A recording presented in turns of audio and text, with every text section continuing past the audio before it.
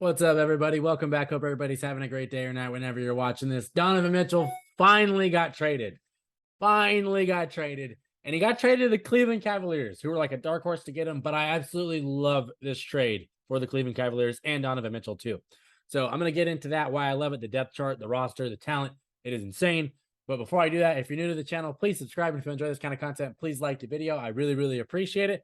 But let's break down this trade and what it means for the Cleveland Cavaliers. So they traded for Donovan Mitchell, only him. They gave up Colin Sexton, Lauri Markkanen, Ochai Abaji, I think his name is, 3 first-round picks, and then 2 pick swaps. Okay. So, one, I like the trade overall for the Jazz too, but I'm not really going to go deep into that. I want to focus on the Cavs right now because they just put themselves into contention with this trade. They legitimately did that. They have like a top 3 backcourt now and a really damn good front court. So look at their depth chart. Point guard, you got Darius Garland and then Ricky Rubio off the bench. That's solid.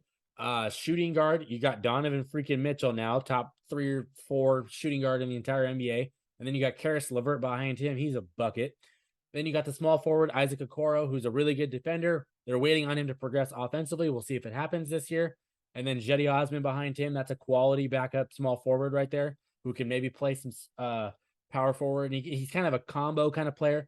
And then power forward, they got Evan Mobley, who looks like a transcendent defensive player at the very freaking minimum, and he can get some buckets if he has to.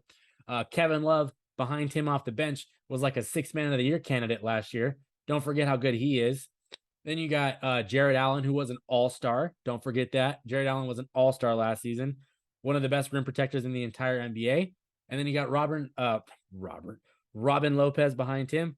Just a solid backup center, nothing more, nothing less. That's fine. And then you got as a couple guys deeper in the bench if you need to go to him. I personally like Lamar Stevens. He's kind of like a shooting guard, small forward in some rotations. He can play a little bit. And then you got Dean Wade, who can play some small forward, power forward. So they got a little bit of extra depth back there on the back end, just in case guys get, dinged up in injuries and whatnot, which is, bound to happen in an NBA season. But the trade is insane. They got literally their backcourt is insane now. And they have rare blends of everything you need to win a championship in the NBA. They have a rare blend of scoring. Darius Garland is a bucket. Donovan Mitchell is a bucket, was literally putting up 50 in the playoffs a couple years ago. Karis LeVert can get you 30 on any given night. Kevin Love can score. Evan Mobley can score. Jarrett Allen was an all-star, and he was scoring at the same time, too. He was an efficient, he's really getting set up by Darius Garland, but we're going to get into that right now, too. They've got a rare blend of passing and shot creation in Garland with Rubio, with Donovan Mitchell, with Karis LeVert. They've got a lot there, okay? And then, while some of those guys like that I just mentioned are not very good defenders, they have big wings like Isaac Okoro, like Evan Mobley, and then you got Jarrett Allen protecting the rim. So they've got rim protection, big bodies to cover up for the Darius Garland and Donovan Mitchell, who are not very great on defense, to cover up for those mistakes that they may make. So you're really the weaknesses are now covered up because the guys behind them, that's their strengths, right? Their defense, their rim protection, and then just being able to play off the ball. And so their starting lineup is nasty. Garland, Mitchell, Okoro, Mobley, Allen. That's one of the best starting fives in the entire NBA. I don't know where particularly it is, but it's one of the best ones. And, we're giving the starting lineup a lot of love here. Look at the bench. Ricky Rubio is a very damn good point guard off the bench. Karis LeVert, I've talked about him a couple times already, a bucket off the bench. And then you got Kevin Love, legitimately almost won 6th man of the year. They're loaded all over. And what I really, really like for them is that they swung for the fences and they saw the opportunity to build a really damn good team. And I think they did. And you get Donovan Mitchell for 3 years. He's got 3 more years on his contract, I believe. You can fact check that. And then it's like Cleveland's not a free agent destination, right? So they know the only way we're going to get stars is if we trade for them. That's just how it is. They're not in a big market. We understand that all. But another thing that I really love about the trade, given that, you're getting a young star to come to a young team. Darius Garland was an all-star last season. He was an all-star last season. He's young. He's probably like, 21? Somewhere in there. Donovan Mitchell's not very much older, okay? And then you got Evan Mobley, who's like, 20? Somewhere in there. Jarrett Allen is still pretty young. He's probably like, 23 or something like that. So they maybe a little bit older, maybe a little younger.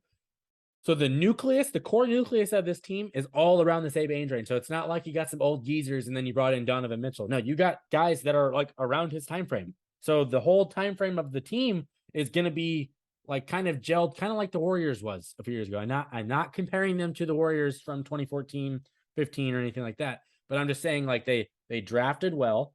You know, you got Garland, you got Mobley, and then you made the right acquisitions, kind of like the Warriors did, where they brought in Andre Iguodala. So there's just so much that is kind of paralleling it that I think this team is just going to be nasty, super nasty. They're going to be one of the best teams in the East. Any team that's going to play them in the playoffs, good luck. I'm praying for you. It's probably going to be a rough go, but I don't know particularly where they rank in the East. Let me know in the comments where you have them after this trade. They're probably somewhere in the top 4 or 5, right? They were like top 4 most of last season before everyone got hurt. So, and that was without Donovan Mitchell. So now they're bringing him in. It's going to be crazy. And I think for the people that are like, oh, it's just going to be like the Portland Trailblazers all over again, I think you're wrong. And, you know, I respect the opinion, but I think the main difference between the two, between the Blazers, you know, of CJ McCollum and Damian Lillard, and the Cavaliers of Darius Garland and Donovan Mitchell, is Garland and Mitchell are better overall creators in terms of setting up their teammates. So it's not as much ISO ball all the time, which was what the Blazers were really. It was kind of Dame, you know, you go get a bucket, and then CJ, you go get a bucket, like kind of like a trade-off kind of thing. But the other guys, like Garland and Mitchell, are probably better at setting up their teammates. I mean, look at Jarrett Allen, made an all-star team, one off of great defense, but he was a great lob threat for Darius Garland. And, you know, that'll be great for Donovan Mitchell to have again. So I don't think it's the same. And then on top of it, the Blazers never set up a roster construction that was conducive to covering up the backcourt's weaknesses, which the Cleveland Cavaliers have a roster completely set up to do that in the, you know, the ways that they're not going to be great defending at the point of attack. Well, if they get beat off the bounce, well, we got guys behind them sitting at the rim waiting, and we have a transcendent defender in Evan Mobley. So this is going to be crazy, man. Their team, whew, I'm going to be watching a ton of Cavs games. I love Darius Garland in general, so I was always going to watch for him anyway. But, you know, I'm a Southern California guy. Evan Mobley, USC, so I got some ties there too. Donovan Mitchell, I have a Jazz jersey. Matter of fact, let me go grab it real quick. It's a throwback too, so you know I'm not BSing you right now. This is backwards on the camera, but Donovan Mitchell, you know the jersey, 45. There you go. You know I'm not a freaking bandwagon to the guy. I've loved that guy ever since he came into the league. Should have won Rookie of the Year. Anyway, now that we're done with that little tangent, let me know where you got the Cavs finishing in the conference. Do you love the trade, hate the trade, like the trade, don't really care about the trade of Donovan Mitchell going to the Cavs? Do you like it for the Jazz? I do like it for the Jazz. I think they did a really good job acquiring picks and just going for a full rebuild. How you feeling about this trade? Because I feel like if you're a Cavs fan, you got to be on cloud 9 right now, and I'm super happy for you. All that they've been through, you know, with the rebuild, starting with Colin Sexton, and it turns into now you've got Darius Garland, Donovan Mitchell, Evan Mobley, and Jarrett Allen as your core forward. That is insane. They're going to be so good. Cannot wait to watch them. If you're new to the channel, please subscribe. And if you enjoy this kind of content, please like the video. But let's predict how many wins the Cavs are going to get. Let me know in the comments. Thank you for watching. I'm done here. Peace.